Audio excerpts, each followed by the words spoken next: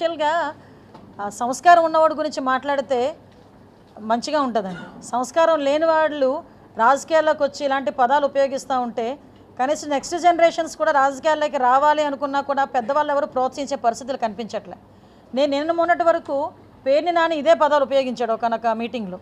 ఉపయోగిస్తే నేనేమనుకున్నానంటే జగన్మోహన్ రెడ్డి పిలిచి తిడతాడేమో, జగన్మోహన్ రెడ్డి ఇలాంటివి సహించడేమో, తిడతాడేమో, తప్పు అతను మామూలుగా అనేసాడేమో, తప్పు కదా అని అంటాడేమో అని అనుకున్నా.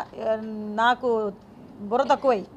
కానీ పరిస్థితి ఇప్పుడు ఎలా ఉందంటే ఇతను కూడా అదే మాట మాట్లాడతాడు. అంటే ఇదంతా ఒక స్క్రిప్టు, తాడేపల్లికి నుంచి ఒక స్క్రిప్ట్ వస్తుంది అనుకున్నాం, కానీ ఎవడో రాసిస్తాడేమో అనుకున్నాం. కానీ ఇప్పుడు స్క్రిప్ట్లు ఏమవుతున్నాయంటే జగన్మోహన్ రెడ్డి స్వయంగా రాసిస్తున్నాడా ఈరోజు? అంటే ఒక పేర్ని నాని లాంటి వ్యక్తి మాట్లాడితే ఇది తప్పు అని చెప్పాల్సింది పోయి ఒక అతను ఎక్స్పీరియన్స్ ఉంటుంది, అంత ఉంటుంది. చంద్రబాబు నాయుడు గారు పొలిటికల్ ఎక్స్పీరియన్స్ ఎంత ఉందో అంత ఉంటుంది ఇతని వయసు చూస్తే. కనీసం వయసుకు కూడా గౌరవం ఇవ్వాలి అన్న పరిస్థితి కూడా అతనికి లేదా? మాకు అర్థం కాదు అదే. ఈరోజు అతను మాట్లాడినట్టు మేము మాట్లాడడానికి 5 నిమిషాలు పట్టదండి. మాకు మాటలు లేక కాదు, మాట్లాడడం చేత కాదు. మాకు సంస్కారం ఉంది. ఒక సీఎం చేసిన వ్యక్తి గురించి మాట్లాడాలంటే మేము కూడా కొంచెం పరిధులు ఉంటాయి.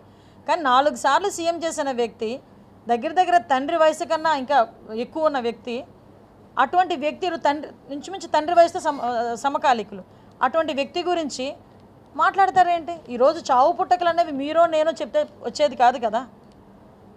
అలా అనుకుని ఇప్పుడు వాళ్ళ ఫాదర్ తాలూకా డెత్ గురించి కూడా మాట్లాడే పరిస్థితి వస్తే దయచేసి అదే అర్థం చేసుకోవాలి. నోటికి వచ్చినట్టు ఎలా పడితే అలాగా చంద్రబాబు నాయుడు గారు నెక్స్ట్ ఎలక్షన్స్కి ఉంటారు.